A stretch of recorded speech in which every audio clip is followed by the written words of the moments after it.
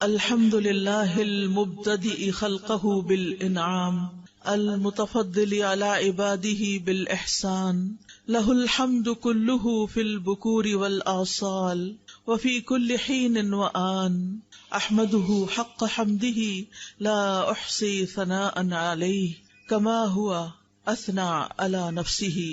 ہر قسم کی تعریف اللہ کے لیے ہے جو اپنی مخلوق پر پہل کرتے ہوئے انعام فرماتا ہے اور احسان کے ساتھ اپنے بندوں پر فضل فرماتا ہے۔ اسی کے لیے ہر قسم کی حمد ہے، صبح اور شام اور ہر وقت اور ہر لمحے میں اس کی ایسی حمد بیان کرتی ہوں کہ جس سے حمد کا حق ادا ہو، اور میں اس تعریف کو شمار کرنے کی طاقت نہیں پاتی۔ اس کی وہی شان ہے جیسا کہ اس نے خود اپنی تعریف کی ہے۔ ہم انسان تو اس کی تعریف کرنے سے عاجز ہیں، ہم اس کو پہچاننے کا بھی پورا حق ادا نہیں کرتے، تو تعریف کا حق کیسے ادا کر سکتے ہیں؟ تو ہم اللہ سبحانہ تعالیٰ سے دعا کرتے ہیں کہ وہ ہمیں توفیق دے کہ ہم اس کو جانیں، اس کو پہچانیں، اس پر ایسا ایمان لائیں جیسا ایمان لانے کا حق ہے، اور اس کی بات کو اور اس کی ذات کو ایسی اہمیت دیں جیسی اہمیت دینے کا وہ حقدار ہے۔ میری دعا ہے کہ اللہ سبحانہ تعالیٰ ہماری زندگیوں میں سب سے اہم ہمارے رب کی ذات کو کر دے، ہمارے دلوں میں سب سے زیادہ محبت اسی کی ہو، ہمارے دلوں میں سب سے زیادہ اسی کی ملاقات کا شوق ہو، ہم اس کی رحمتوں کو محسوس کریں، ہم کبھی اس سے مایوس نہ ہوں۔ اللہ سبحانہ تعالی ہمیں آج کی اس مجلس سے بھرپور فائدہ اٹھانے کی توفیق عطا فرمائے۔ اللہ سبحانہ تعالی ہمارا خالق ہے، وہی ہمارا مالک ہے، وہی ہمارا رازق ہے، اور وہی ہماری حفاظت فرمانے والا ہے۔ ہم تو اپنی حفاظت بھی خود نہیں کر سکتے۔ ماں کے پیٹ میں ہماری حفاظت کس نے کی؟ اللہ رب العزت نے۔ پیدائش کے وقت کتنے تنگ راستے سے نکالا، کس نے ہمیں زندہ سلامت باقی رکھا؟ اللہ نے۔ بچپن میں ماں ضرور خیال رکھتی ہے، لیکن اصل میں پالنے والا تو ہمارا رب ہی ہے، جس نے ہمارے لیے غذا کا اہتمام کیا، جس نے ہمیں کھانا پینا سکھایا، جس نے ہمیں بولنا سکھایا۔ الرحمن علم القرآن خلق الانسان علمہ البیان۔ اللہ نے انسان کو پیدا کیا اور اسی نے بولنا سکھایا۔ ہمارے اندر تو کوئی طاقت نہیں، ہم تو نہیں جانتے تھے نہ حروف کو نہ الفاظ کو، اسی نے ہمیں کان دیے، اسی نے ہمیں سنوایا، اسی نے ہمیں بلوایا، اسی نے ہمیں دکھایا، اسی نے ہمیں آنکھ اور کان اور دل دماغ اور سارے اعضاء دیے، جن کو ہم افسوس کے ساتھ یہ کہ اس کی فرما برداری کی بجائے اس کی نافرمانی میں استعمال کرنے لگتے ہیں۔ جن چیزوں کو دیکھنے سے وہ منع کرتا ہے ہم وہی دیکھنے لگتے ہیں، جن چیزوں کو سننے سے وہ منع کرتا ہے ہم وہی سننا شروع کر دیتے ہیں۔ لیکن اس کے باوجود وہ ہم پر اپنی رحمت فرماتا ہے، اور جو کچھ اس نے ہمیں دے رکھا ہے اس کو دیے رکھتا ہے، چاہے ہم اس کی مرضی کے مطابق استعمال کریں یا اس کی مرضی کے خلاف استعمال کریں۔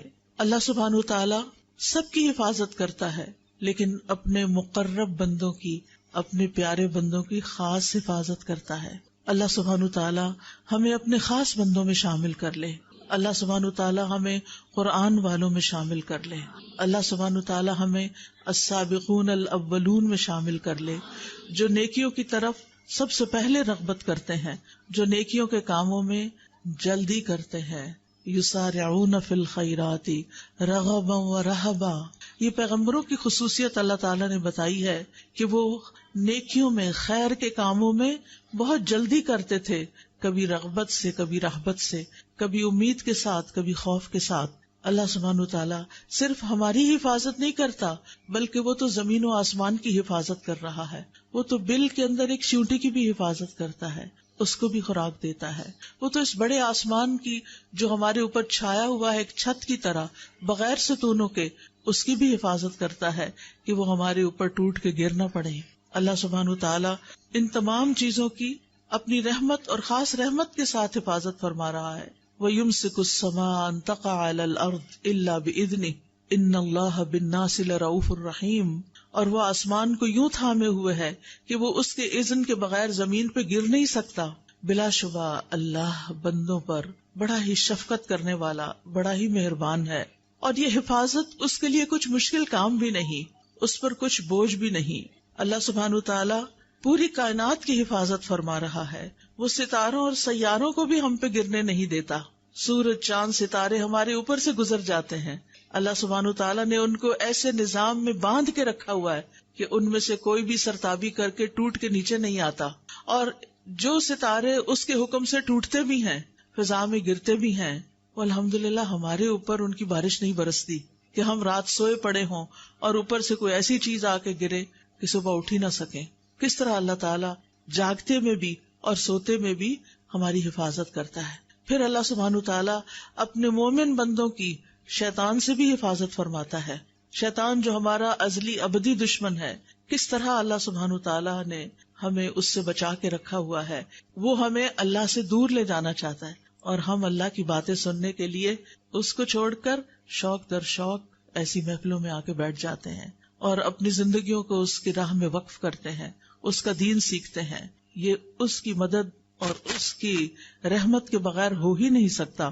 لہٰذا اللہ اپنے خاص بندوں کو شیطان سے بچا کر ان کے دلوں میں ایمان پیدا کر دیتا ہے اور ایمان کی محبت پیدا کر دیتا ہے، ایمان کو ان کے دلوں میں سجا دیتا ہے. وَلَٰكِنْ حَبَّبَ إِلَيْكُمُ الْإِيمَانَ وَزَيَّنَهُ فِي قُلُوبِكُمْ. اللہ نے ایمان کو تمہارے دلوں میں محبوب بنا دیا اور اس نے ایمان کو تمہارے دلوں میں سجا دیا. شیطان تو کبھی یہ کام نہ کرنے دیتا. اگر اللہ سبحانہ تعالیٰ کی خاص رحمت نہ ہوتی، پھر اللہ سبحانہ تعالیٰ جہاں ہماری دنیا کی مصلحتوں کی حفاظت کرتا ہے، اللہ سبحانہ تعالیٰ ہمارے دین اور ایمان کی حفاظت بھی فرماتا ہے. گمراہ کرنے والی خواہشات اور گمراہ کرنے والے شبہات اور شکوک سے بھی اور شیطان کے وسوسوں سے بھی ہمیں بچاتا ہے. اللہ سبحانہ تعالیٰ کا خاص شکر ہے کہ اس نے ہماری عقل کی حفاظت کی ہے کہ ہم بات سمجھ پاتے ہیں. اس نے ہمارے صحت کی حفاظت کی ہے کہ ہم اپنے کام چل پھر کے کر سکتے ہیں. اس نے ہماری قوتوں کی حفاظت کی ہے کہ ہم دیکھ سکتے ہیں، سن سکتے ہیں، بول سکتے ہیں، ہم بہت سے کام کر سکتے ہیں، چیزیں اٹھا سکتے ہیں، رکھ سکتے ہیں. اور اس میں آپ دیکھیے کہ خاص طور پر اللہ کے جو خاص بندے ہوتے ہیں جو اپنے اعضاء کو اللہ سبحانہ تعالیٰ کی رضا کے کاموں میں لگاتے ہیں، ان کی کس طرح اللہ تعالیٰ مدد فرماتے ہیں. ابو طیب الطبری کے بارے میں آتا ہے کہ وہ 100 سال کی عمر سے بھی زیادہ آگے بڑھ گئے تھے، لیکن وہ اپنی عقل اور قوت سے فائدہ اٹھا سکتے تھے، یعنی ان کی عقل برقرار تھی. عام طور پر تو یہ ہوتا ہے نا، جو لوگ بوڑھے ہونے لگتے ہیں ان کا حافظہ کمزور ہو جاتا ہے، وہ بھولنے لگتے ہیں اور بعض اوقات وہ بالکل بیکار ہو جاتے ہیں. انہوں نے کشتی سے زمین پہ چھلانگ لگا دی تو اس پر سب نے کہا کہ یہ آپ نے کیا کیا ہے، اس عمر میں چھلانگیں تو نہیں لگاتے. تو انہوں نے کہا یہ وہ اعضاء ہیں جن کی ہم نے بچپن میں اللہ کی نافرمانیوں سے حفاظت کی، تو آج اللہ تعالیٰ نے بڑھاپے میں بھی ہمارے اعضاء کو سلامت رکھا ہوا ہے. تو اگر ہم چاہتے ہیں کہ ہم جتنا بھی جئیں ہماری ان ساری نعمتوں کی حفاظت ہو، تو پھر ہمیں اللہ کی اطاعت میں جینا ہوگا. اللہ سبحانہ وتعالیٰ ہی کا خاص فضل ہے کہ وہ ہمارے مال اور اولاد کی حفاظت فرماتا ہے، اور خاص طور پر نیک بندوں کے. سورۃ کہف آپ پڑھتے ہوں گے ہر جمعے کو، اس میں یہ آیت آتی ہے نا، اما الجدار فکان لغلامین یتیمین فی المدینۃ وکان تحتہ کنز لہما وکان ابوہما صالحا. اور دیوار کی بات یہ ہے، وہ دیوار جیسے خضر علیہ السلام نے وہ گر چکی تھی تو اسے دوبارہ بنا دیا تھا، حالانکہ اس بستی والوں نے انہیں کھانا نہیں دیا تھا، پھر بھی انہوں نے وہ دیوار بنا دی ان کے لیے بغیر کسی قیمت کے. تو اس دیوار کا قصہ یہ تھا کہ وہ 2 یتیم لڑکوں کی تھی جو اس شہر میں رہتے تھے، اور اس دیوار کے نیچے ان کے لیے خزانہ مدفون تھا، اور ان کا باپ ایک نیک آدمی تھا. تو باپ کی نیکی کی وجہ سے اس کے فوت ہونے کے بعد اس کی اولاد کے خزانے کی وراثت کی حفاظت کی جا رہی ہے. لیکن آج ہم دیکھتے ہیں کہ جب مال حرام سے کمایا جاتا ہے اور حرام جگہوں پہ خرچ کیا جاتا ہے اور اولاد کو بھی حلال حرام کی تمیز نہیں سکھائی جاتی، تو پھر آپ نے دیکھا ہوگا، سنا تو ہوگا کہ کس طرح اولاد باپ کے مرنے کے بعد اپنے ہی باپ کی چھوڑی ہوئی وراثت پر لڑ لڑ کے مرتی ہے، اور کیسے کیسے جھگڑتی ہے، اور کیسے کیسے وہ آپس میں پھر ایک دوسرے کے گلے کاٹتے، اور بعض اوقات قتل و غارت تک نوبت آ جاتی ہے. لیکن اگر انسان اپنی زندگی کو اللہ کی اطاعت میں گزارتا ہے تو اس سے نہ صرف یہ کہ زندگی میں فائدہ ہوتا ہے، بلکہ مرنے کے بعد بھی اللہ تعالیٰ غائبانہ طریقے سے اولاد کی بھی حفاظت کرتا ہے اور مال کی بھی حفاظت کرتا ہے اور اس کام کی بھی حفاظت کرتا ہے جو آپ اپنی زندگی میں کرتے ہیں. اس حفاظت کے لیے آج میں آپ کو ایک دعا سکھاؤں گی اور اس کا مطلب بھی بتاؤں گی، تاکہ ہم اس دعا کو اپنی زندگی میں شامل کریں اور اللہ تعالی ہماری قوتوں کی حفاظت فرمائے، اور پھر یہ حفاظت ہمارے مرنے کے بعد بھی جاری رہے۔ میرے پیچھے کہیے، اللہم متعنی بسمعی وبصری واجعلہما الوارث منی وانصرنی علی من ظلمنی وخذ منہ بثأری۔ اے اللہ، تو مجھے میری سماعت اور میری بصارت سے مستفید ہونے کا موقع عطا فرما، اور ان دونوں کو میرے لیے وارث بنا دے، اور مجھ پر ظلم کرنے والے کے خلاف میری مدد فرما، اور تو اس سے میرا انتقام لے۔ صحابہ کی کثیر تعداد نے اس دعا کو روایت کیا ہے۔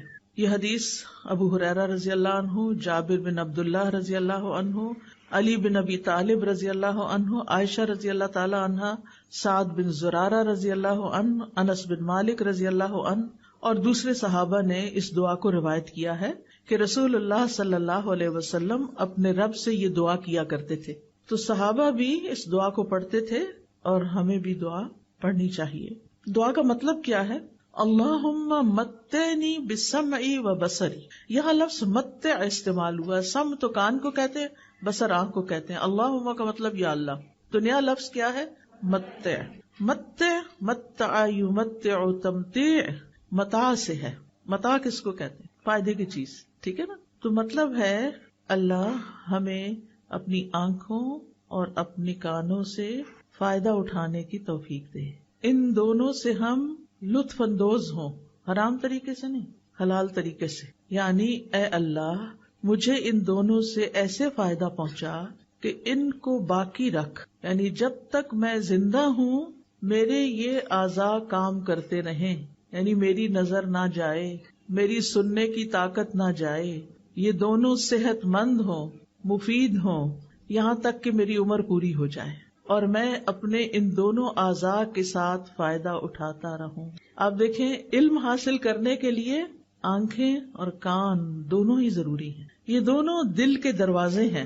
ہم آنکھوں سے دیکھتے ہیں، پڑھتے ہیں اور دل میں اتارتے ہیں، یا پھر کانوں سے سنتے ہیں اور دل میں اتارتے ہیں۔ دل میں علم جمع نہیں ہو سکتا جب تک کہ ہم اپنی آنکھوں اور کانوں کو استعمال نہ کریں۔ تو اے اللہ، ان دونوں کو میرے لیے سلامت رکھ اور تندرست رکھ، کیونکہ بعض اوقات آنکھیں خراب ہو جاتی ہیں، بعض اوقات کانوں میں درد شروع ہو جاتی ہے، کان بند ہو جاتے ہیں، تو ان کی صحت اور سلامتی کی دعا ہے یہ۔ جسم میں باقی اعضاء بھی بڑے کام کے ہیں، لیکن یہ بہت ہی اہم ہے کہ یہ دونوں صحیح کام کرتے رہیں، ہر طرح کی بیماریوں سے محفوظ رہیں، تاکہ ہم ان کو اللہ کی رضا میں، اللہ کی اطاعت کے کاموں میں استعمال کریں۔ اور پھر وَاجْعَلْهُمَ الْوَارِثَ مِنِّي، کہ اللہ ان دونوں کو میرا وارث بنا دینا۔ وہ کیسے؟ کہ جب تک میری زندگی ہے یہ مجھے فائدہ دیں، اور جب میں فوت بھی ہو جاؤں، تو عام طور پر انسان جب فوت ہوتا ہے تو آپ دیکھیں اپنے پیچھے مال چھوڑ جاتا ہے یا اولاد چھوڑ جاتا ہے، ایسا ہی ہے نا؟ ایک تیسری چیز بھی چھوڑ کے جاتا ہے۔ وہ کون سی چیز ہے؟ علم، علم کی وراثت، ٹھیک ہے نا؟ کیا کیا چھوڑ کے جاتے ہیں ہم؟ مال، اولاد، علم۔ کچھ لوگوں کے پاس مال کوئی نہیں ہوتا، وہ کچھ بھی نہیں چھوڑتے، زندگی میں اتنا نہیں ہوتا کہ اپنی ضرورت پوری کر سکیں۔ کچھ لوگوں کی اولاد ہی نہیں ہوتی، لیکن ایک چیز سب کے پاس ہوتی، اور وہ کیا ہے؟ علم۔ اب بہت سے لوگ مال کمانے کے پیچھے تو دن رات لگے رہتے ہیں، لیکن علم حاصل کرنے کے پیچھے وقت نہیں دیتے۔ ایسا ہی ہے نا؟ وہ کہتے ہیں ہمارے پاس وقت نہیں ہے، حالانکہ وقت ہوتا ہے۔ اب یہ جو سفید اسکارف میں لوگ بیٹھے ہوئے ہیں، یہ سارے طالب علم ہیں، یہ اپنی شناخت کے ساتھ آئے ہیں، اور باقی لوگوں میں سے بھی ہو سکتا ہے کچھ طالب علم ہوں، لیکن وہ مجھے نہیں معلوم کہ علم حاصل کر رہے ہیں یا نہیں، یا کر رہے ہیں تو کون سا علم حاصل کر رہے ہیں۔ اب آپ دیکھیے، زندگی میں آپ جو مال چھوڑیں گے وہ وارثوں کے کام آئے گا، اور لوگ اس سے فائدہ اٹھائیں گے۔ کوئی گھر بنا کے چھوڑ گئے، اس میں کوئی حرج کی بات نہیں ہے، ضرورت کا اگر آپ اپنے وارثوں کے لیے چھوڑتے ہیں تو اچھی بات ہے، بجائے اس کے کہ آپ کے بچے لوگوں کے آگے ہاتھ پھیلائیں اور فقیر بن جائیں۔ دین نے منع نہیں کیا کہ آپ مال نہ چھوڑیں وراثت میں، لیکن صرف مال ہی چھوڑیں یہ ٹھیک نہیں۔ اسی طرح اولاد کو اگر آپ چھوڑتے ہیں اور آپ نے ان کی اسلامی تربیت نہیں کی، وہ آپ کے کسی فائدے کے نہیں آپ کے مرنے کے بعد، بلکہ اگر انہوں نے غلط کام کیے اور آپ کی غفلت کی وجہ سے کیے تو آپ کی پوچھ ہوگی، کیونکہ اللہ تعالیٰ کا حکم کیا ہے، یا ایھا الذین آمنوا قوا انفسکم واہلیکم نارا، اے لوگو جو ایمان لائے ہو اپنے آپ کو اور اپنے گھر والوں کو آگ سے بچاؤ۔ یعنی ان کو ایسی نصیحت، ایسی تعلیم، ایسی تاکید ضرور کریں کہ وہ ان کاموں کو نہ کریں جو آگ میں لے جانے والے ہیں۔ پھر آپ دیکھیے تیسری چیز جو آنکھوں اور کانوں سے حاصل ہوتی، اور وہ علم ہے۔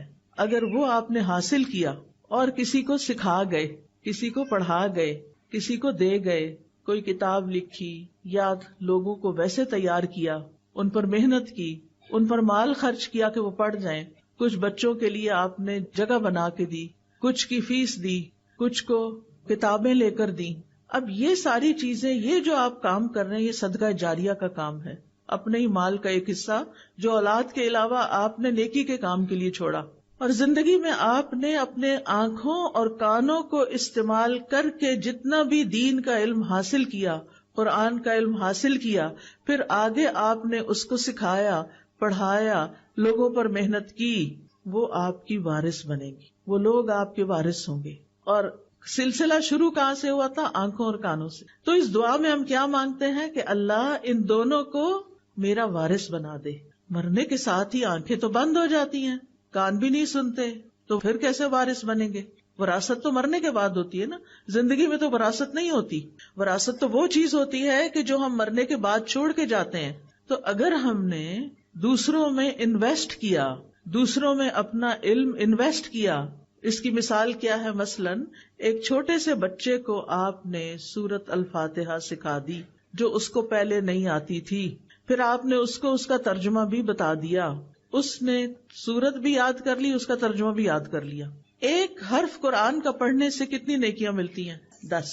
اور اگر آپ وہ کسی اور کو سکھا دیتے ہیں تو جتنی دفعہ وہ پڑھتا ہے اس کو بھی 10 مل رہی ہیں، 10 آپ کو بھی مل رہی ہیں۔ اب یہ بچہ 80 سال کی عمر تک زندہ رہتا ہے اور ہر روز دن میں 5 نمازوں کا پابند ہو گیا، کیونکہ آپ نے اس کو نماز کی پابندی بھی سکھا دی، کہ آپ نے 7 سال کی عمر میں اس کو یہ چیزیں سکھائیں، اس نے نماز شروع کر دی، وہ 80 سال تک نماز پڑھتا رہا، سمجھ کے پڑھتا رہا۔ وہ دن میں کم سے کم بھی اگر فرض پڑھے جائیں تو 17 فرض ہیں، 17 دفعہ اس نے ہر روز سورت فاتحہ پڑھی۔ ایک دفعہ سورت فاتحہ کے حرف گن کے دیکھیں کتنے سارے ہیں، وہ سارے حرف ان کو 10 سے ملٹی پلائی کریں کہ ایک دفعہ سورت فاتحہ وہ بچہ پڑھتا ہے تو آپ کو کتنی نیکیاں مل جاتی ہیں۔ اور دن میں 17 دفعہ، اور پھر وہ 80 سال پڑھتا رہا۔ آپ اپنی قبر میں سوئے ہوئے ہیں، وہ بچہ آپ کے علم کا وارث بنا ہوا ہے، وہ اس کو استعمال کر رہا ہے، آپ نے اس پر احسان کیا تھا، اب وہ احسان واپس آپ کی طرف آ رہا ہے۔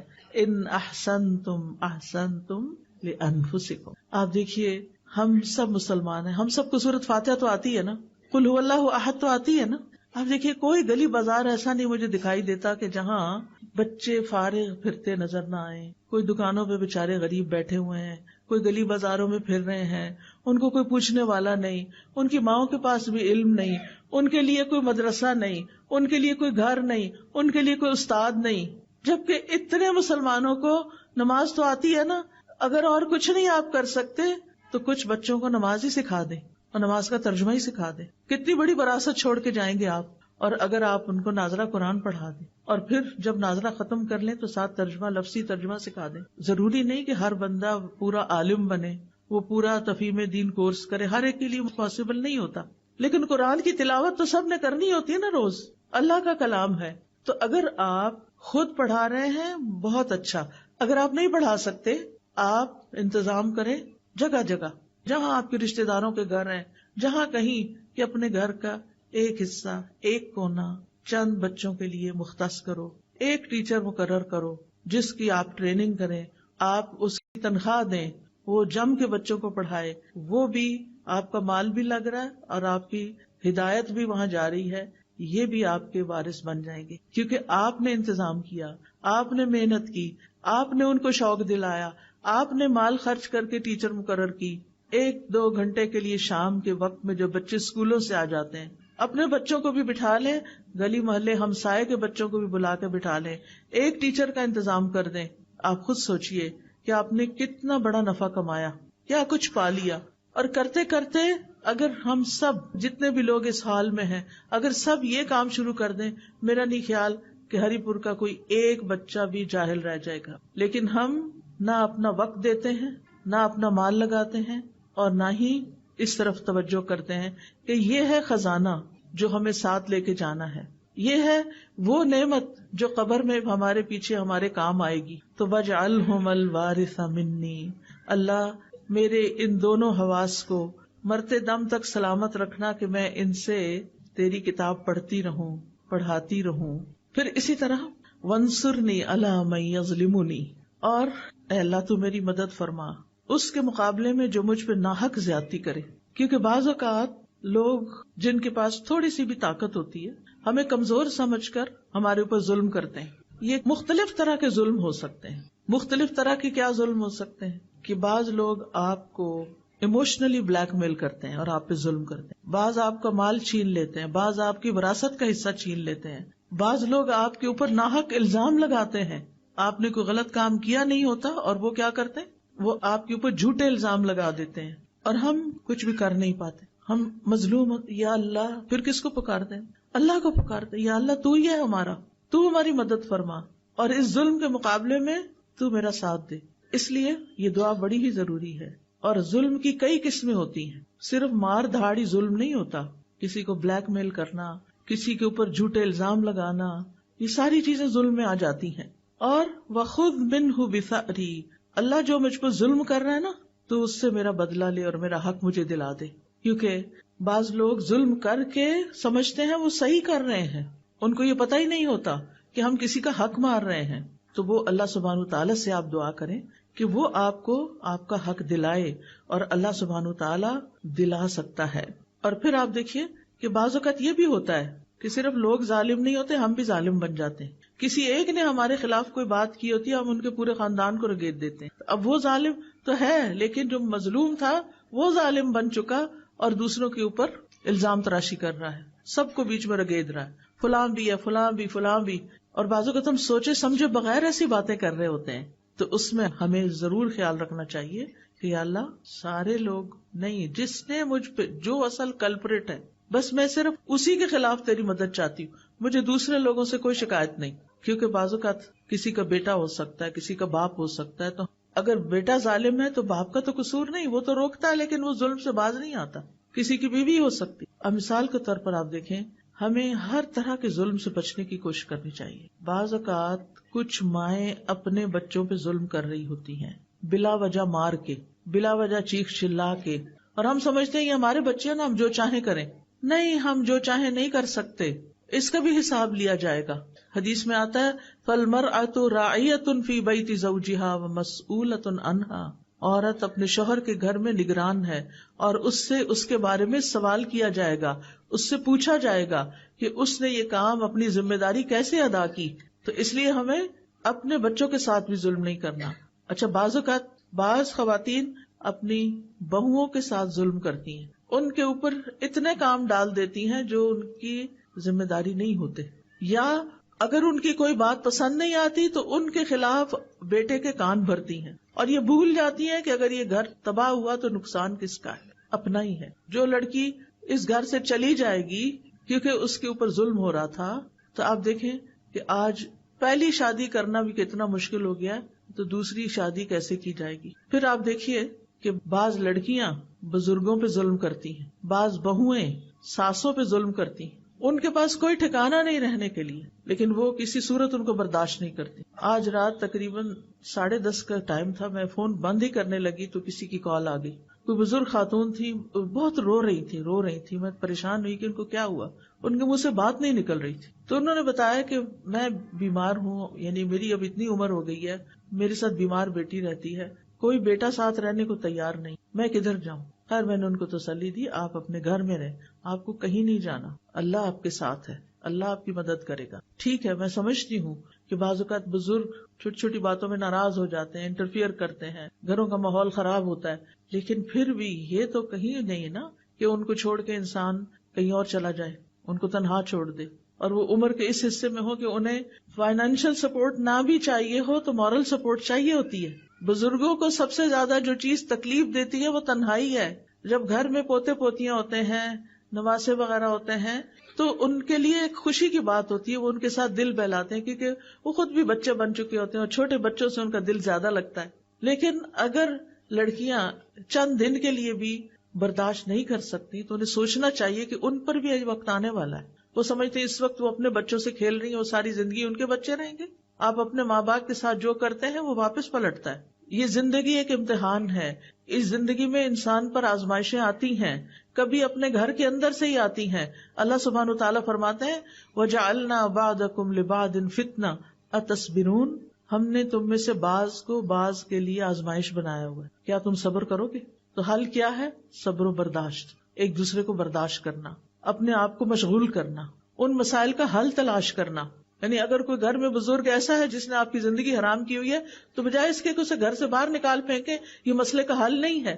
آپ سوچیں کہ آپ نے اس کی ناراضگی سے کیسے بچنا ہے. آپ نے خود اپنے لیے کون سا ایسا کام شروع کرنا ہے کہ جس سے آپ کا وہ انٹریکشن یا وہ مسئلہ کم سے کم پیش آئے کہ جس کی وجہ سے آپ کو مشکل ہوتی ہے. اور اس کے لیے اللہ سبحانہ وتعالیٰ سے آپ دعا کریں گے کہ اللہ تعالیٰ میرے لیے آسانی فرما دے. ٹھیک ہے نا؟ تو یاد رکھیے کہ ہمارے جسم کے جتنے بھی اعضاء ہیں، میں پھر دعا پہ آ رہی ہوں واپس، ہمارے جسم کے جتنے بھی اعضاء ہیں یہ ہمارے پاس اللہ کی امانت ہیں. یہ ہم نے خود نہیں بنائی. یہ ہاتھ ہم نے خود بنایا نہیں، بنا، ہمیں پتا ہے نا. تو جو بناتا ہے وہی مالک ہوتا ہے. یہ آنکھیں ہم نے خود لی ہیں، کہیں سے خریدی ہیں؟ نہیں، جس نے دی ہیں وہی ان کا مالک ہے. ہمارے پاس امانت ہے. کچھ سالوں کے لیے اللہ تعالیٰ یہ دیکھ رہے ہیں کہ ہم ان کے ساتھ کرتے کیا ہیں، ہم ان کو استعمال کیسے کرتے ہیں. اگر اللہ تعالیٰ کی مرضی کے مطابق استعمال کرتے ہیں تو عبادت ہے، اطاعت ہے. اور اگر اللہ تعالیٰ کی مرضی کے مطابق استعمال نہیں کرتے تو یہ نافرمانی ہے، گناہ ہے. ٹھیک ہے نا؟ یہ اعضاء اللہ کی عظیم نعمتوں میں سے. اللہ تعالیٰ فرماتے ہیں واللہ اخرجکم من بطون امہاتکم لا تعلمون شیئا وجعل لکم السمع والابصار والافئدہ لعلکم تشکرون. اور اللہ نے تمہیں تمہاری ماؤں کے پیٹوں سے اس حال میں نکالا کہ تم کچھ نہیں جانتے تھے. اس نے تمہارے لیے کان اور آنکھیں اور دل بنا دیے تاکہ تم شکر ادا کرو. تو ہم نے کیا کرنا ہے؟ شکر ادا کرنا ہے. شکر کیسے ادا ہوتا ہے؟ ان نعمتوں کا صحیح استعمال کر کے، مالک کی مرضی کے مطابق استعمال کر کے. کانوں سے ہم کیا کچھ سنتے ہیں، کتنا کچھ سنتے ہیں، اور وہ سب کچھ ہمارے اندر جا رہا ہوتا ہے. آنکھوں سے ہم کیا کچھ دیکھتے ہیں، وہ سب کچھ ہمارے اندر جا رہا ہوتا ہے. یہ ہمارے دل کے ساتھ کنیکٹڈ ہے. اسی لیے ایک آنکھیں ظاہر میں ہیں اور ان کے پیچھے جہاں یہ کنیکٹ ہوتی ہیں وہاں دل کی بھی آنکھیں ہیں اور دل کے بھی کان ہیں. کچھ لوگ صرف ظاہری آنکھوں سے چیزوں کو دیکھتے ہیں، عبرت نہیں پکڑتے، اس سے کوئی سبق نہیں لیتے، وہ صرف سامنے سامنے کے سرفیس پہ دیکھ رہے ہیں. اور کچھ لوگ چیزوں کو دل کی آنکھ سے دیکھتے ہیں، گہرائی سے دیکھتے ہیں، سبق لیتے ہیں، اللہ کو پھر یاد کرتے ہیں. یتفکرون فی خلق السماوات والارض، آسمانوں اور زمین کی تخلیق میں غور و فکر کرتے ہیں، پکار اٹھتے ہیں ربنا ما خلقت ھذا باطلا، اے ہمارے رب تو نے اس کو بیکار نہیں پیدا کیا، سبحانک تو پاک ہے کہ کوئی بیکار کام کرے، فقنا عذاب النار تو ہم سب کو آگ کے عذاب سے بچا لے. اور پھر آپ دیکھیے کہ اللہ تعالیٰ کی پہچان کے بعد اللہ کے کلام کو پڑھنے کے لیے، سمجھنے کے لیے کان اور آنکھ کا ہونا اور صحت مند ہونا یہ بہت بڑی نعمت ہے. اور پھر اس کا صحیح رستے پر استعمال کرنے کی توفیق ہونا یہ بہت بڑی نعمت ہے. ابن قیم کہتے ہیں بندے کے اعضاء میں سے ہر عضو میں اللہ کے لیے عبودیت ہے جو اسی عضو کے ساتھ خاص ہے، اور ایک اطاعت ہے جو اس سے مطلوب ہے. وہ عضو اسی کے لیے پیدا کیا گیا ہے اور اسی اطاعت کے لیے مہیا کیا گیا ہے. یعنی ہمیں یہ سب کچھ کسی مقصد کے لیے دیا گیا ہے. تو اعضاء کو استعمال کرنے کے حوالے سے بندوں کی 3 قسمیں ہیں، 3 طرح کے لوگ ہیں. نمبر 1 وہ لوگ جو ان اعضاء کو پیدا کیے جانے کے مقصد کو پورا کرتے ہیں، یعنی ان اعضاء سے وہی کام لیتے ہیں جن کے لیے یہ پیدا کیے گئے. یہ بہت نفع مند تجارت کر رہے ہیں، اپنے لیے بہت کچھ اکٹھا کر رہے ہیں، جیسے میں نے سورۃ فاتحہ سکھانے کی مثال دی۔ نمبر 2، جس مقصد کے لیے اعضاء کو پیدا نہیں کیا گیا وہ کام کرتے ہیں، یہ دوسری قسم کے لوگ ہیں۔ ایسے لوگ سخت خسارے میں ہیں کہ انہوں نے ان آنکھوں سے وہ کچھ دیکھا جو اللہ کی نافرمانی کا تھا، جس کو دیکھنے سے اللہ نے منع کیا تھا۔ آج آپ دیکھیں کتنے ہی لوگ ہیں کہ موبائل فون کے فتنے کی وجہ سے ننگی فلمیں، گندی فلمیں، جھوٹی باتیں، فضول ڈرامے اور پتہ نہیں کیا کچھ دیکھتے رہتے ہیں۔ یہ آنکھوں کا غلط استعمال ہے، کانوں کا غلط استعمال ہے، اس پر پوچھا جائے گا، اس پر پکڑ ہوگی، اس کام سے توبہ کرنی چاہیے۔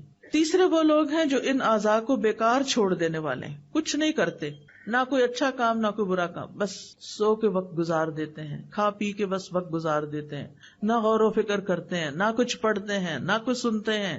انہیں قرآن کی تلاوت کی توفیق نہیں، انہیں قرآن سننے کی توفیق نہیں، انہیں کہیں جا کر علم حاصل کرنے کی توفیق نہیں، کسی کو سکھانے کی توفیق نہیں۔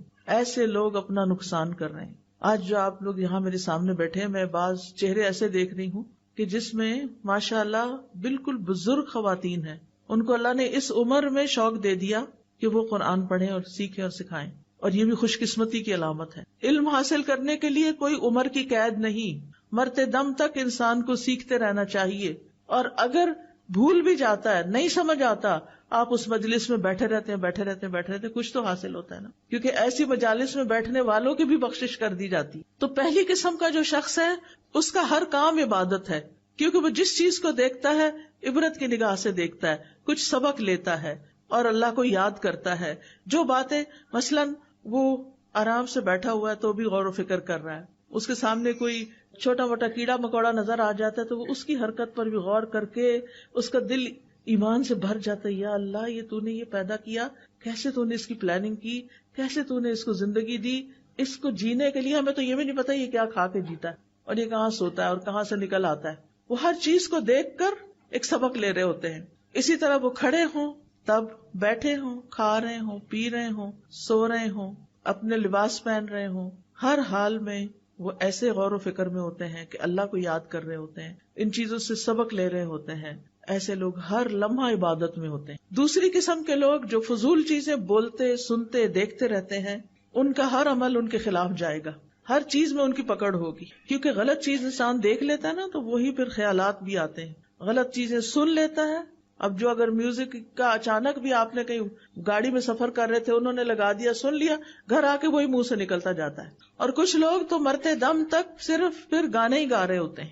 وہ میں نے پڑھا تھا کہیں آرٹیکل، کسی ڈاکٹر کا تھا، اس کے سامنے کئی مریض فوت ہوئے، اس نے کہا کہ ہر ایک الگ الگ باتیں کر رہا ہوتا ہے، کم ہی لوگ ہیں جن کو کلمہ نصیب ہوتا ہے، باقی کوئی اگر تاجر ہے تو خرید و فروخت کی باتیں کر رہا ہے، اور اگر کوئی گانے بجانے کے شغل میں تھا تو وہ وہی گانے گا رہا ہوتا ہے۔ اس کو کہیں بھی کہ لا الہ الا اللہ پڑھو تو اس کو توفیق نہیں ہوتی۔ تو جو کام ہم زندگی میں کرتے رہتے ہیں نا، موت کے وقت بھی انہی کی فکر لگے گی، وہی کر رہے ہوں گے۔ فون پہ جو باتیں کر رہے ہوتے ہیں نا ہر وقت، یہ سن رہے ہوتے ہیں، یا جو میسجز کر رہے ہوتے ہیں، اور جن چیزوں میں ہماری دلچسپی زیادہ ہوتی ہے، سوتے جاگتے اٹھتے، کچھ لوگ تو رات کو بھی فون آف نہیں کرتے، رات کو بھی اٹھ کے دیکھتے رہتے ہیں کیا میسج آیا ہے۔ نتیجہ کیا ہوگا کہ جب زندگی کی آخر ہوگی نا، کچھ لوگ تو بیماری میں بھی میوزک سن رہے ہوتے ہیں، بزرگ لوگ ہیں زندگی کے آخری حصے میں آ گئے، صبح سویرے اٹھ کے ٹی وی لگا لیتے ہیں اور بیٹھ جاتے ہیں، ناشتہ بھی ٹی وی کے آگے ہو رہا ہے، کھانا بھی ٹی وی کے آگے، فضول چیزیں دیکھے جا رہے ہیں۔ اپنی زندگی ضائع کریں، بند کریں، ان چیزوں کو بند کریں، اللہ کی طرف رجوع کریں، توبہ کریں، ذکر کریں، کچھ علم حاصل کریں، کوئی اچھی باتیں سنیں، کوئی اچھی باتیں کسی کو سکھائیں، ہر وقت ٹی وی کے آگے نہیں بیٹھے رہیں۔ یہ چیزیں فتنہ بن گئی ہیں ہمارے لیے، اور ایسے لوگوں کا پھر ہر عمل ان کے خلاف قیامت کے دن حجت بنے گا۔ تیسری قسم کا شخص جو ہے غفلت میں پڑا ہوا ہے، اگر غفلت سے باز آ جائے تو انشاءاللہ اسے فائدہ ہی فائدہ ہے، اور اگر غفلت میں مر گیا تو حساب سخت ہے۔ اللہ تعالیٰ کے نزدیک وہ شخص انتہائی مبغوض ہے جو بیکار زندگی بسر کرتا ہو، نہ وہ دنیا کے کاموں میں لگا ہوا ہے اور نہ آخرت کے لیے کوشش کرتا ہے۔ ایسے لوگ اللہ تعالیٰ کو سخت ناپسند ہیں، ایسے لوگ دوسروں پر بوجھ ہیں۔ اب دیکھیں کئی مائیں کتنی پریشان ہوتی ہیں کہ بچے نہ اسکول جاتے، نہ پڑھتے ہیں، نہ کوئی کاروبار کرتے ہیں، نہ شادی کرتے ہیں، نہ کسی اور کام میں ہیں، بیکار ہی بیکار۔ ان کے لیے دعا بھی کرنی چاہیے، اور اللہ ایسے لوگ پیدا کرے کہ جو ایسے بچوں کو کوئی راہ دکھائے. لیکن جو شخص اللہ کی اطاعت میں اپنے اعضاء استعمال کرتا ہے تو نبی صلی اللہ علیہ وسلم نے فرمایا، یہ حدیث قدسی ہے، نبی صلی اللہ علیہ وسلم روایت کرتے ہیں اللہ تعالیٰ سے، اللہ تعالیٰ فرماتے ہیں میرا بندہ جن جن عبادتوں کے ذریعے سے میرا قرب حاصل کرتا ہے ان میں سے کوئی عبادت مجھے اتنی پسند نہیں جتنی وہ عبادت پسند ہے جو میں نے اس پہ فرض کی ہے. سب سے زیادہ ثواب کس عبادت کو کرنے کا؟ جو فرض ہے، جیسے فرض نماز ہے، فرض روزہ ہے، فرض زکوٰۃ کی ادائیگی ہے. کچھ لوگ سارا سال صدقہ کرتے رہتے ہیں، زکوٰۃ نہیں دیتے. یہ صدقات تو بہت کم پڑیں گے زکوٰۃ کے مقابلے میں. تو فرض ادا کرنا اللہ تعالیٰ کے نزدیک سب سے زیادہ پسند ہے. پھر فرمایا میرا بندہ نوافل کے ذریعے مجھ سے اتنا قریب ہو جاتا ہے کہ میں اس سے محبت کرنے لگ جاتا ہوں. اللہ تعالیٰ ایسے بندوں سے محبت کرتے ہیں. جب میں اس سے محبت کرنے لگ جاتا ہوں تو میں اس کا کان بن جاتا ہوں جس سے وہ سنتا ہے، اس کی آنکھ بن جاتا ہوں جس سے وہ دیکھتا ہے، اس کا ہاتھ بن جاتا ہوں جس سے وہ پکڑتا ہے، اس کا پاؤں بن جاتا ہوں جس سے وہ چلتا ہے. اگر وہ مجھ سے مانگے تو میں اسے دیتا ہوں، اگر وہ مجھ سے پناہ کا طلبگار ہو تو میں اس کو پناہ دیتا ہوں. اور میں کسی چیز میں تردد نہیں کرتا جس کو میں کرنے والا ہوتا ہوں جو مجھے مومن کی جان نکالنے کے وقت ہوتی. وہ مومن موت کو بوجہ تکلیف پسند نہیں کرتا اور مجھے بھی اسے تکلیف دینا اچھا نہیں لگتا. اب کیا مطلب ہے کان بن جاتا ہوں، آنکھ بن جاتا ہوں؟ مطلب یہ ہے کہ وہ اپنے کانوں آنکھوں سے بس وہی کام لیتا ہے جو اللہ کو پسند ہوتے ہیں. وہ اپنے سارے اعضاء کو اللہ کی اطاعت میں لگا دیتا ہے. یہ اللہ کی توفیق اس کو مل جاتی، اس کے لیے آسانی ہو جاتی ہے. اور جو ان سے کام نہ لے، اللہ سبحانہ وتعالیٰ فرماتے ان شر الدواب عند اللہ الصم البکم الذین لا یعقلون. بے شک جانداروں میں سب سے برے اللہ کے نزدیک وہ بہرے گنگے لوگ ہیں جو عقل سے کام نہیں لیتے، یعنی اپنے ان اعضاء کو استعمال نہیں کرتے. ایسے لوگ اندھیروں میں ہیں، گمراہ ہیں، غافل ہیں.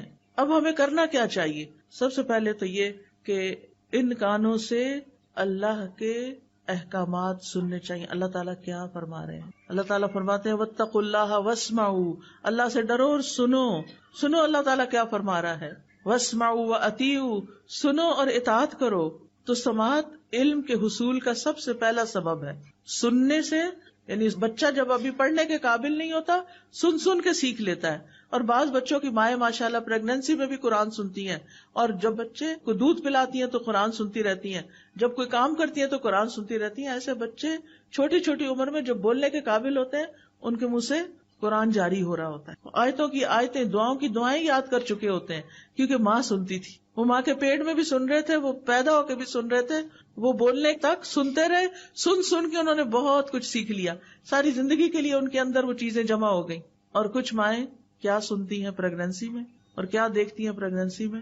اور بچہ چھوٹا ہوتا ہے تو گھر میں کیا دیکھ رہا ہوتا ہے، اور اس کے ہاتھ میں موبائل پکڑا دیتی، کارٹون لگا دیتی. وہ کارٹون دیکھ دیکھ کے بڑے ہو رہے ہیں. وہ پھر آپ کی اطاعت کہاں سے کریں گے؟ وہ اللہ کے بندے کہاں سے بنیں گے؟ سفیان ابن عیینہ کہتے ہیں علم کی ابتدا غور سے سننے سے ہوتی ہے، پھر خاموش ہو کر سننا، پھر اس کو یاد کرنا، پھر اس پر عمل کرنا، پھر اس کو آگے پہنچانا. کیونکہ جب تک سنیں گے نہیں اس وقت تک سیکھیں گے نہیں، اور اگر سیکھیں گے نہیں تو ہدایت کہاں سے ملے گی. اور یہ بھی یاد رکھیے اللہ جس میں خیر دیکھتا ہے اس کو سنوا دیتا ہے، اور پھر جو سنتے نہیں یا سنی انسنی کر دیتے ہیں تو پھر وہ اپنے آپ پر خود ظلم کرتے ہیں. دوسرے یہ کہ کچھ لوگ ایسی چیزیں سنتے ہیں جو حرام ہیں، لغو ہیں، موسیقی ہے جیسے، اور لہو و لعب کی چیزیں ہیں، یا پھر غیبت، جھوٹ، چغلی، فضول باتیں، لغو باتیں. تو یہ اللہ کی نافرمانی کے کام ہیں. تیسرے ایسے ہیں جنہوں نے وہ باتیں سنی جو کام کی تھی، اور کبھی ایسی بھی سن لی کہ جو لغو تھی. جو ہی وہ لغو سنتے ہیں تو وہاں سے اعراض برتتے ہیں. وَإِذَا سَمِعُوا اللَّغْوَ أَعْرَضُوا عَنْهُ، یہ عباد الرحمان کی صفات ہیں کہ بیہودہ باتیں انہیں پسند نہیں، فضول باتوں میں ان کا دل نہیں لگتا، اور اس میں وہ اپنا وقت ضائع نہیں کرتے. ہم سب کو بھی سوچنا چاہیے کچھ بھی بولنے سے پہلے، منہ کھولنے سے پہلے اس بات کی کتنی ضرورت ہے کرنے کی، اور اگر نہیں تو فالتو میں باتیں نہیں کرتے جانا چاہیے. کچھ لوگ تو کسی وقت چپ بیٹھتے ہی نہیں، نہ وہ غور و فکر کرتے ہیں، نہ وہ ذکر کرتے ہیں، وہ صرف باتیں باتیں باتیں. بہت زیادہ بولنا بھی ایک آفت ہے. بولیں اس وقت جب آپ کے بولنے کی کوئی قیمت ہو، ہر وقت نہیں باتیں کریں. پھر آپ دیکھیے کچھ چیزوں کو سننا عبادت ہے، جیسے قرآن کی تلاوت سننا، کوئی علم کی چیز سننا، کوئی اچھا لیکچر سننا. نبی صلی اللہ علیہ وسلم بعض اوقات صحابہ کو کہتے تھے کہ وہ قرآن کی تلاوت کریں اور آپ سنیں، اور آپ سنتے تھے. آپ کو سننا پسند تھا. ان کا طریقہ یہ ہوتا تھا کہ وہ کسی جماعت میں بیٹھتے تو حلقہ بنا لیتے، ایک پڑھتا اور باقی سب سنتے، پھر دوسرا پڑھتا سنتے. اس طرح دور ہوتا ہے. مثلاً آپ نے تجوید بھی سیکھ لی، قرآن پڑھ لیا، سب کچھ، آپ حلقہ ایک بنا کے اپنا اپنا سب پڑھ سکتے ہیں. اگر ایک ٹیچر بیچ میں ہو تو وہ کریکشن بھی کر سکتی ہے. عبداللہ بن مسعود کہتے ہیں مجھ سے نبی صلی اللہ علیہ وسلم نے فرمایا مجھے قرآن پڑھ کر سناؤ. میں نے کہا آپ کو میں پڑھ کے سناؤں؟ وہ تو آپ پہ نازل ہوا ہے. آپ نے فرمایا میں دوسرے سے سننا چاہتا ہوں. اس لیے قرآن سننا ایک عبادت ہے. آپ بھی ضرور سنا کریں, کچھ وقت نکالا کریں کہ آپ تلاوت سنیں اور خاموشی سے سنیں. وَإِذَا قُرِئَ الْقُرْآنُ فَاسْتَمِعُوا لَهُ وَأَنصِتُوا لَعَلَّكُمْ تُرْحَمُونَ. جب قرآن پڑھا جائے تو اسے کان لگا کے سنو اور چپ رہو تاکہ تم پہ رحم کیا جائے. تو قرآن سننے سے اللہ کی رحمت آتی ہے. پھر کانوں سے وہ چیزیں نہ سنیں جو حرام ہیں, جیسے غیبت, چغلی. اگر کوئی کر رہا ہو تو اس کو روکیں. یعنی غیبت کرنے والا تو مجرم ہے ہی, سن کے ہاں میں ہاں ملانے والا بھی برابر کا شریک ہے. اس لیے اگر کوئی کر رہا ہو تو دلچسپی نہ لیں اور ادھر ادھر بات کو ختم کرنے کی کوشش کریں. پھر اسی طرح اگر کوئی دین کا مذاق اڑا رہا ہو اس مجلس سے اٹھ جائیں, وہاں نہ بیٹھیں. پھر اسی طرح تجسس نہ کریں, کان لگا کے دوسروں کی باتیں نہ سنیں. کانوں کے زنا سے بھی بچیں, اور کانوں کا زنا فحش باتیں سننا ہے. فحش گفتگو کرنے سے بچیں تاکہ آپ بولیں اور آپ کے کان سنیں, یہ بھی غلط ہے. پھر اسی طرح لغو باتیں نہ سنیں, جھوٹ نہ سنیں. اسی طرح آنکھوں کا صحیح استعمال کریں, کائنات میں غور و فکر کریں, عبرت حاصل کریں, اچھی کتابیں پڑھیں, قرآن کی تفاسیر پڑھیں, احادیث پڑھیں. ابن تیمیہ کہتے ہیں اللہ سبحانہ وتعالیٰ نے اپنی کتاب میں آنکھوں کو جھکا کر رکھنے کا حکم دیا ہے. اس کی 2 اقسام ہیں. پہلی, پردے کے لائق مقام کو دیکھنے سے نظر جھکانا, یعنی عورتوں کو نہیں دیکھنا چاہیے. دوسری, شہوت کے مقام کو دیکھنے سے نظر جھکانا, یعنی کسی کی شرمگاہ کو نہیں دیکھنا چاہیے. آنکھ کا بھی حساب ہوگا کہ کہاں کہاں کیا دیکھتے رہے. لہٰذا ایسی تصویریں بھی نہ دیکھیں کہ جو ننگی ہوں, جس میں دوسروں کی عورت نظر آ رہی ہو. حرام چیزوں کی طرف نہ دیکھیں, فحش ویڈیو, فحش تصاویر. پھر اسی طرح غیر محرم مردوں کو نہ دیکھیں. کوئی ضرورت کی بات ہو تو کر لیں, ورنہ خواہ نہ دیکھتے چلے جائیں. اپنی نگاہیں جھکا کے رکھیں. اور اسی طرح مرد بھی, کیونکہ دونوں کے لیے اللہ تعالیٰ نے الگ الگ حکم دیا, عورتوں کو بھی دیا, مردوں کو بھی دیا. آنکھ کی حفاظت کرنے والے کے لیے جنت کا وعدہ بھی ہے, اور جو شخص حرام سے اپنی آنکھیں بچا کے رکھتا ہے اللہ اس کی عبادت میں لذت پیدا کر دیتا ہے. آنکھوں کو اللہ کے راستے میں جگائیں بھی, بہت زیادہ سوتے نہ رہیں. کچھ لوگ رات کو بھی سوتے پھر دن کو اٹھتے ہیں, پھر دوبارہ دن کو بھی سوتے ہیں. اپنی نیند کو کم کریں. پھر اللہ کے ڈر سے روئیں بھی. قرآن کو دیکھ کر پڑھیں چاہے آپ کو حفظ ہو. نبی صلی اللہ علیہ وسلم نے فرمایا جو آدمی چاہتا ہے کہ اسے اللہ اور اس کے رسول سے محبت ہو, اسے قرآن مجید کی تلاوت مصحف دیکھ کے کرنی چاہیے. بعض اوقات ہم موبائل پہ ہی پڑھ لیتے ہیں سفر وغیرہ میں, لیکن افضل یہی ہے کہ ہم قرآن مجید سے ہی پڑھیں, اس کو دیکھ کے پڑھیں. پھر اسی طرح غور و فکر کرتے ہوئے اپنے کام پہ نظر رکھیں, ادھر ادھر نہ دیکھیں وہ کیا کر رہا ہے وہ کیا کر رہا ہے. بعض لوگ لیکچر میں آتے ہیں, ذرا سا کوئی اٹھا ہلا جلا سب سننا چھوڑ کے, دیکھنا چھوڑ کے ادھر دیکھنا شروع ہو جاتے ہیں, اور پیچھے پیچھے ان کے چلتے جاتے ہیں. کیا حاصل, کیا کمایا آپ نے؟ ایک بندہ ہے دیر سے آیا ہے, اب وہ جگہ دیکھ رہا ہے اپنی, تو ساتھ آپ اس کو جگہ ڈھونڈ کے دے رہے ہیں. آپ اپنی جگہ پہ بیٹھ کے کیا کریں گے اس کے لیے اگر آپ توجہ اپنی ادھر لگائے ہوئے ہیں. پھر اسی طرح دعا کا جو ایک آخری حصہ ہے وہ ظالم کے خلاف اللہ سے مدد چاہنا ہے. انسان کی زندگی میں کچھ بھی مشکلات آئیں, سب سے پہلے اللہ پہ توکل کریں. میرا یہ مسئلہ اللہ حل کرے گا, اللہ پر بھروسہ کریں. وَمَن يَتَوَكَّلْ عَلَى اللَّهِ فَهُوَ حَسْبُهُ, جو اللہ پہ بھروسہ کر لیتا ہے اللہ تعالیٰ اس کے لیے کافی ہو جاتا ہے. یہ کہا کر اللہ تو میرے لیے کافی ہے ان سب کے مقابلے میں. حسبی اللہ ونعم الوکیل نعم المولا ونعم النصیر. اور یہ یقین رکھیں اللہ کے اذن کے بغیر کوئی مخلوق آپ کو نقصان نہیں دے سکتی, کوئی آپ کا کچھ نہیں بگاڑ سکتا. لوگوں کی اذیتوں کے مقابلے پر اللہ کی مدد لیں, اللہ کا سہارا لیں. مخلوق کے شر سے صرف اللہ ہی بچا سکتا ہے. یعقوب علیہ السلام اور ان کے محبوب لاڈلے بیٹے یوسف علیہ السلام کے درمیان ایک عرصے تک جدائی ہو گئی تھی, مشکل آئی تھی, آزمائش آئی تھی, لیکن انہوں نے کیا کہا تھا, فاللہ خیر حافظا وہو ارحم الراحمین. ان کو نہیں پتا تھا بیٹا کہاں ہے. بعض علماء کہتے ہیں یوسف علیہ السلام 40 سال تک گم رہے, لیکن اللہ نے ان کو ان کے باپ کی طرف واپس لوٹایا جو یہ کہا کرتے تھے فاللہ خیر حافظا وہو ارحم الراحمین. جب آپ کو بھی اپنی اولاد کے بارے میں فکر ہو, آپ انہیں رخصت کر رہے ہیں, ظاہر ساری زندگی اولاد کو ساتھ تو نہیں رکھ سکتے, کوئی باہر کے ملک چلے جاتے ہیں, کوئی کہیں اور جا رہے, تو آپ کے دل میں وسوسے آتے ہیں کہ پتہ نہیں کیا بنے گا, پتہ نہیں کیسا ماحول ہوگا, کہیں ان کا ایمان نہ چلا جائے. تو یہ دعا پڑھا کریں, اللہ خیر حافظا وہو ارحم الراحمین. ابراہیم علیہ السلام کی حفاظت کس نے کی تھی؟ اللہ نے. آگ سے بچا لیا تھا. موسیٰ علیہ السلام کی حفاظت پانی میں کس نے کی تھی؟ اللہ نے. سلیمان علیہ السلام کی حفاظت کس نے کی تھی؟ اللہ نے. جنوں سے ان کو بچایا تھا. عیسیٰ علیہ السلام کی حفاظت کس نے کی تھی کہ ان کو ان کے دشمنوں سے بچا کے آسمان پہ اٹھا لیا تھا؟ اللہ نے. اللہ اپنے بندوں کی غیبی مدد کے ذریعے حفاظت کرتا ہے. رسول اللہ صلی اللہ علیہ وسلم کی غار ثور میں حفاظت کس نے کی تھی؟ اللہ نے. لہٰذا جب آپ دعا مانگے، آپ کو خوف ہو، خطرہ ہو دشمنوں سے، تو آپ یہ کہا کرنا اللہ جیسے آپ نے ابراہیم علیہ السلام کی حفاظت کی، جیسے آپ نے باقی ایک ایک کا نام لے کے جو میں نے ابھی آپ کو ذکر کی، اللہ میرے بچوں کی بھی ایسے ہی حفاظت فرما. اللہ سبحانہ تعالیٰ نے ہر بندے کی حفاظت کا ذمہ لیا ہوا ہے. مجاہد کہتے ہیں ہر انسان پر ایک فرشتہ مقرر ہے جو نیند کی حالت میں اور جاگتے ہوئے اس کی جنات، انسانوں اور کیڑے مکوڑوں سے حفاظت کرتا ہے. اور خاص طور پر اگر آپ رات کو آیت الکرسی پڑھ کے سوتے ہیں، آمن الرسول آخر تک پڑھ کے سوتے ہیں، تو آپ کے لیے فرشتے مقرر کر دیے جاتے ہیں جو آپ کی حفاظت کرتے ہیں. کعب احبار کہتے ہیں اگر اللہ تعالیٰ تم پر فرشتے مقرر نہ کرتا جو تمہارے کھانے، تمہارے پینے، تمہارے پردے کی چیزوں میں تمہارا دفاع نہ کرتے تو جن تمہیں اچک کے لے جاتے. لیکن یہ اللہ ہی حفاظت کرتا ہے اور فرشتوں کے ذریعے کرتا ہے. تو اب دعا کر لیتے ہیں اللہ سبحانہ وتعالی ہماری حفاظت فرمائے.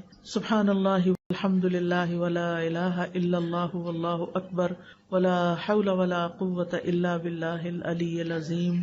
اللہم صل علی محمد وعلی آل محمد کما صلیت علی ابراہیم وعلی آل ابراہیم انک حمید مجید. اللہم بارک علی محمد وعلی آل محمد کما بارکت علی ابراہیم وعلی آل ابراہیم انک حمید مجید. اللہم اصلح لی سمعی وبصری واجعلہما الوارثین منی وانصرنی علی من ظلمنی وارنی منہ ثأری.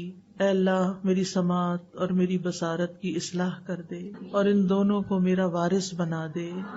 جو مجھ پہ ظلم کرے اس کے خلاف میری مدد فرما اور مجھے اس سے انتقام لے کر دکھا.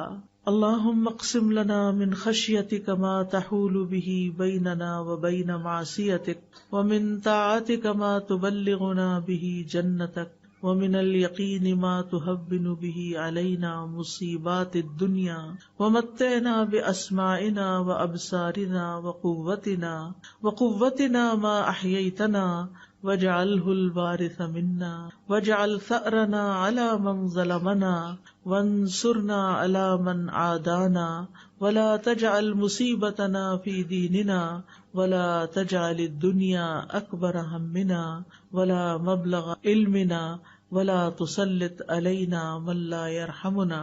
اے اللہ ہم میں اپنا خوف اتنا تقسیم کر دے کہ ہمارے اور ہمارے گناہوں کے درمیان حائل ہو جائے، اور اپنی فرما برداری ہم میں اتنی تقسیم کر دے کہ وہ ہمیں تیری جنت تک پہنچا دے، اور اتنا یقین کہ ہم پر دنیا کی مصیبتیں آسان ہو جائیں. اور جب تک ہم زندہ ہیں ہمیں ہماری سماعت، ہماری بصارت، ہماری قوت سے فائدہ اٹھانے کی توفیق دے اور اسے ہمارا وارث بنا دے، اور ہمارا انتقام اسی تک محدود کر دے جو ہم پر ظلم کرے، اور جو ہم سے دشمنی رکھے اس کے مقابلے میں ہماری مدد فرما، اور ہمارے دین میں ہم پر مصیبت نازل نہ فرما، اور دنیا کو ہی ہمارا اصل اور بڑا غم نہ بنا، اور نہ دنیا کو ہمارے علم کی انتہا بنا، اور ہم پر کسی ایسے شخص کو مسلط نہ کر جو ہم پر رحم نہ کرے. اللہم اجعل فی قلبی نورا وفی لسانی نورا واجعل فی سمعی نورا واجعل فی بصری نورا واجعل من خلفی نورا ومن امامی نورا واجعل من فوقی نورا ومن تحتی نورا. اللہم اعطنی نورا. اللہم انی اعوذ بک من شر سمعی ومن شر بصری ومن شر لسانی ومن شر قلبی ومن شر منی. اے اللہ میں تیری پناہ چاہتا ہوں اپنے کان کی برائی سے، اپنی آنکھ کی برائی سے، اپنی زبان کی برائی سے، اپنے دل کی برائی سے، اور اپنے مادہ منویہ کی برائی سے. یا اللہ ہمیں ہمارے نفس کے شر سے بچا لینا. اللہ ہمیں سماعت اور بصارت کے زائل ہو جانے سے بچا لینا. اللہم انی اعوذ بک من السمم والبکم والجنون والجذام والبرص وسیء الاسقام. اے اللہ میں تیری پناہ مانگتا ہوں بہرے پن سے، گنگے پن سے، پاگل پن سے، کوڑھ سے، برس سے اور تمام بری بیماریوں سے. یا اللہ ان تمام بیماریوں اور ہر طرح کی بیماریوں سے ہمیں بچا کے رکھنا. اللہم انی اعوذ بک من الفقر والقلة والذلة وأعوذ بك من أن أظلم أو أظلم. اے اللہ میں فقر و فاقہ، قلت اور ذلت سے تیری پناہ میں آتا ہوں، اور اس بات سے تیری پناہ میں آتا ہوں کہ میں کسی پہ ظلم کروں یا کوئی مجھ پہ ظلم کرے. اللہم انت عضدی و نصیری بک احول و بک اصول و بک اقاتل.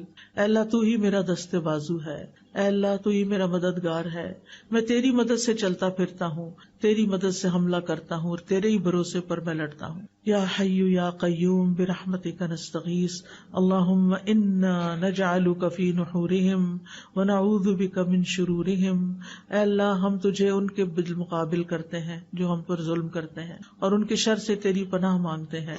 رب اعنی ولا تعن علی وانصرنی ولا تنصر علی وامکر لی ولا تمکر علی واہدنی ویسر ہدای الی وانصرنی علی من بغی علی. اللہم اجعلنی لک شکارا لک ذکارا لک رہابا لک مطواعا الیک مخبتا اواہا منیبا. رب تقبل توبتی واغسل حوبتی واجب دعوتی وثبت حجتی واہد قلبی وسدد لسانی واسلل سخیمۃ قلبی. یا رب العالمین یا ارحم الراحمین. جتنی بہنیں آئی ہیں یا اللہ ان سب کا آنا بیٹھنا سیکھنا قبول فرما. ہم سب کو ان باتوں پر عمل کی توفیق عطا فرما. یا اللہ جو دعائیں ہم نے کی ہیں ان کو قبول فرما. یا اللہ جو بیمار ہیں انہیں صحت عطا فرما، جو دکھی لوگ ہیں ان کے دکھ دور فرما، جن کے دلوں میں کوئی خاص دعائیں ہیں یا اللہ ان کی دعائیں پوری فرما. یا رب العالمین ہمارے والدین پر اپنی رحمت نازل فرما. اللہ ہم سب کی اولاد کو ہدایت عطا فرما، ان سب کو ہمارے لیے صدقہ جاریہ بنا. اللہ ہمیں اپنا مال، اپنا وقت، اپنی جان ایسے کاموں میں خرچ کرنے کی توفیق دے جن سے تو راضی ہو جائے. یا اللہ تو ہماری ساری مشکلات آسان کر دے. اللہ ساری مشکلات آسان فرما دے. یا اللہ تو ہماری قوتوں کو مرتے دم تک بحال رکھنا. یا اللہ تو ہم سے راضی ہو جا. اللہ ہم تجھ سے راضی ہیں، تو بھی ہم سے راضی ہو جا. ربنا تقبل منا انك انت السميع العليم وتب علينا انك انت التواب الرحيم. وصلى الله تعالى على خير خلقه محمد وعلى آله واصحابه واهل بيته اجمعين برحمتك يا ارحم الراحمين. الہی آمین. سبحانك اللهم وبحمدك اشهد ان لا اله الا انت استغفرك واتوب اليك.